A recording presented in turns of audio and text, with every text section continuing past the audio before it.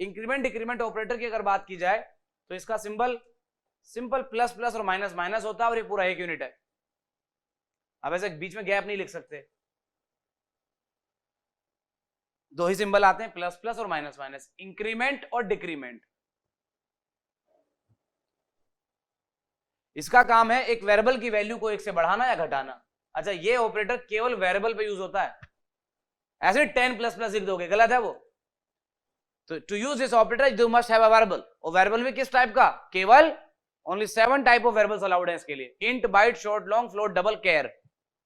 इनके अलावा ये किसी भी ऑपरेटर पे यूज, इस वेरिएबल पे आप इसे यूज नहीं कर सकते, किसी डेटा पे यूज नहीं कर सकते। You can not use this operator with string, you can not use this operator with boolean, you can use this operator with int, byte, short, long, float, double, char. Char में इसलिए क्योंकि कैर में भी internally number ही होते हैं। इसका काम variable की वैल्यू को एक से बढ़ाना या घटाना है।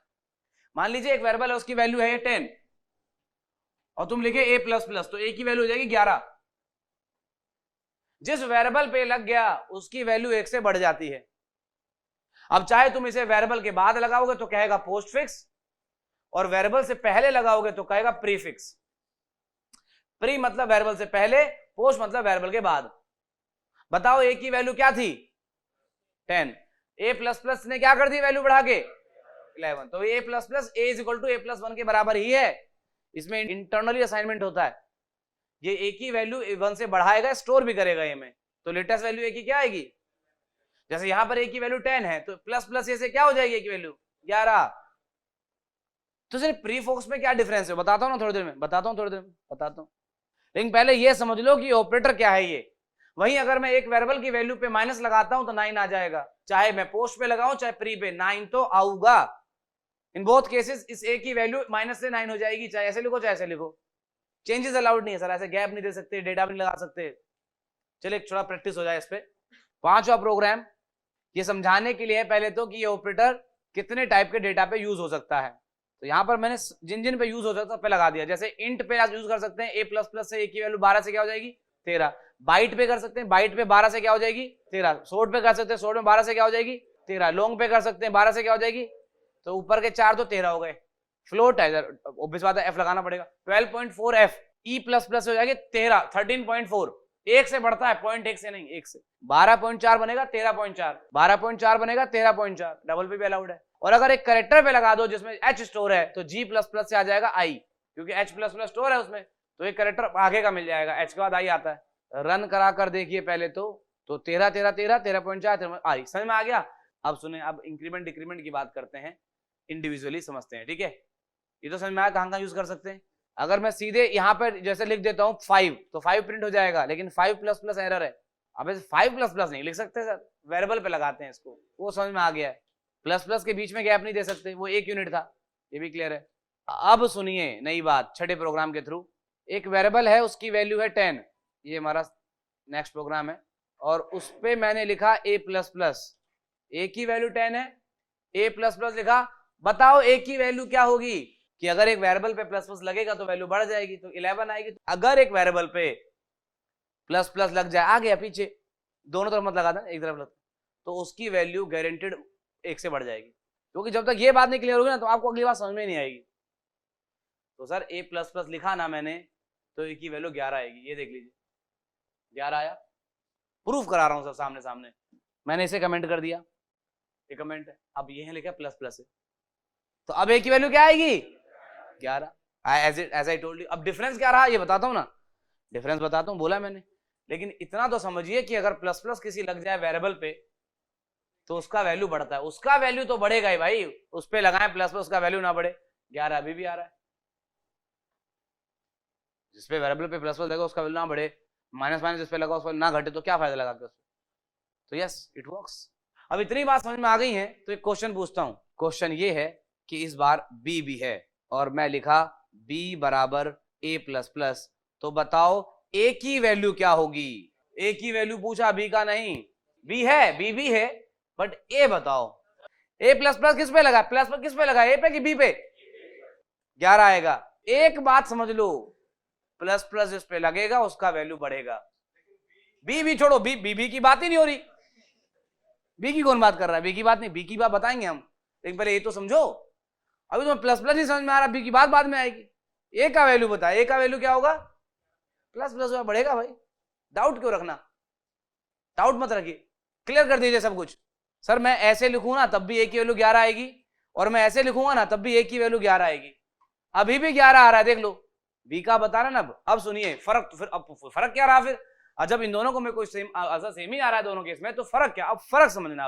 अब आता है वो पॉइंट, अगर आप ऐसे लिखते हैं और यहां पर ए की वैल्यू प्रिंट कराएंगे तो यस, इस वैल्यू इस एक्सप्रेशन के चलने से ए में 11 आएगा, लेकिन बी में आएगा 10, यहां बी में 10 आएगा। और अगर आप लिख देते हैं यहां पर प्लस प्लस ए, तो यहां ए में तो 11 आना ही है, इस बार बी में भी 11 आएगा। अब ये समझ में आना चाहिए। अब ये बताता हूं एक करके, सर वन बाय वन बताऊंगा, तो पहले इससे सुन लीजिए। फर्क है सर, प्लस प्लस के इधर उधर करने से एक्सप्रेशन में फर्क पड़ता है, उस वेरिएबल की वैल्यू तो बढ़नी ही है, बस कब बढ़नी है ये फर्क है। प्री मतलब बाद पहले, और पोस्ट मतलब बाद में, बढ़ेगी तो है ही। सपोज करिए इस बच्चे के अकाउंट में 1 लाख रुपए, मैंने से पूछा कितना पैसा, कितना बताएगा, 1 लाख रुपए बताएगा। लेकिन जब मैंने से पूछा कितना पैसा, तो उस समय इसके अकाउंट में 50,000 रुपए और आ रहे थे, लेकिन वो पोस्ट इंक्रीमेंट था, पहले पूछ मैंने लिया तो मुझे 1 लाख बताया, उसके बाद 50,000 रुपए और जुड़ गए। फिर इस पड़ोसी ने पूछा कितना पैसा, इसे कितना बताया, 1.5 लाख। अब सुनो, एकदम इसी कहानी पे बेस्ड है पोस्ट फिक्स। तो जब ये लाइन चली, एक्सप्रेशन एग्जीक्यूट होगा, तो कंपाइलर का काम है, मतलब अब सीधे जेब की बात करते हैं, जब ये कोड चलेगा तो सबसे पहले यहां पर ए दिखा, अब ए प्लस प्लस है, ए प्लस प्लस है, ए पे प्लस प्लस, प्लस बाद में, तो यहां पे ये 10 पुट करेगा, और प्लस प्लस से ए की वैल्यू फिर 11 हो जाएगी। मतलब इस लाइन से चलने से ए की वैल्यू 11 हुई, लेकिन यहाँ पुट 10 हुआ, मुझे 1 लाख बताया, लेकिन तुरंत बाद इसका अकाउंट में 1.5 लाख आ गया।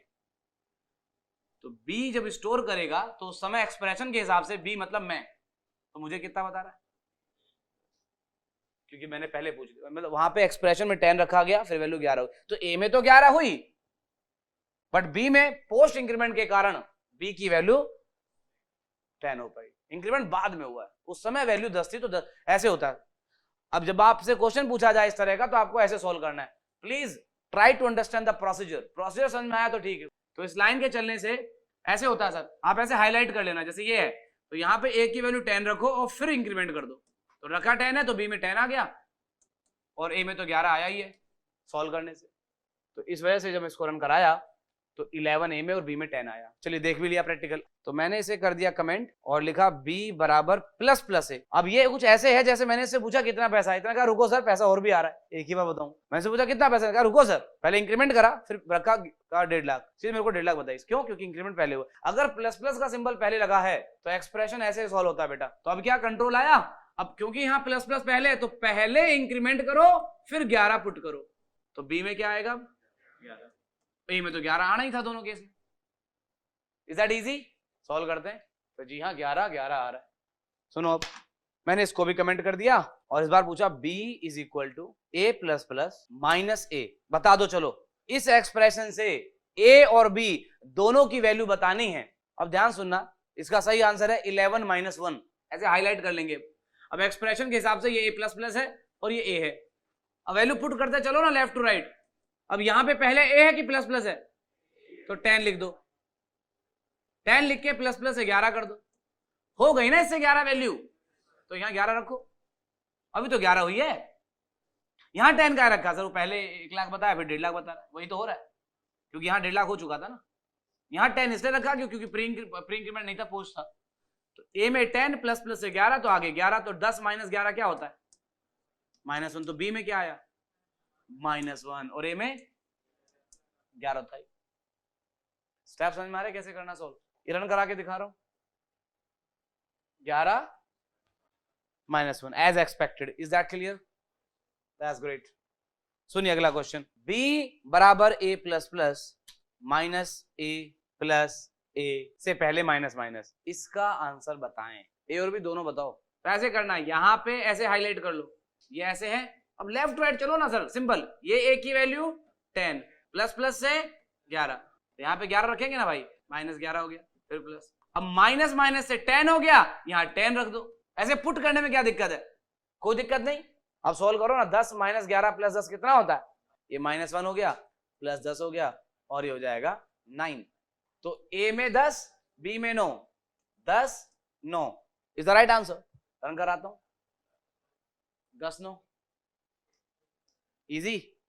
एक और क्वेश्चन लो, इस बार अपन पहले कर रहे हैं माइनस माइनस ए प्लस ए प्लस ए माइनस माइनस प्लस ए। वाह, क्वेश्चन आपके सामने, आप लोग आंसर बताइए। चलिए मैं सॉल्व करता हूं, फिर देखते हैं किसका आंसर क्या आ रहा है। ऐसे हाईलाइट कर लिया, माइनस से 9 हो गया तो यहां 9 लिखो, फिर प्लस ए की लेटेस्ट वैल्यू क्या है 9 रखो, फिर प्लस ए की लेटेस्ट वैल्यू क्या है 9 रखो, बट माइनस से फिर 8 कर दो, हाँ 8 हो गया, फिर प्लस ए की लेटेस्ट वैल्यू क्या है 8 रख दो, सॉल्व करो। ए में तो 8 आया और इसको सॉल्व करें कितना आएगा 835। शाबाश।